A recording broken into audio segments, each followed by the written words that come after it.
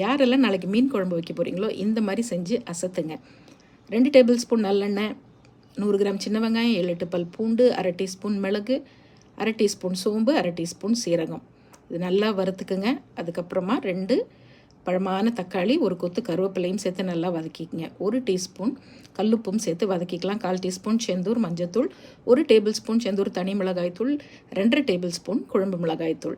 லேசாக அப்படியே வதக்கி விட்டுட்டு ஆற வச்சு பேஸ்ட்டை அரைச்சி எடுத்துக்கலாம். ஆட்டுக்கல்ல ஆட்டினா இன்னும் சூப்பர்.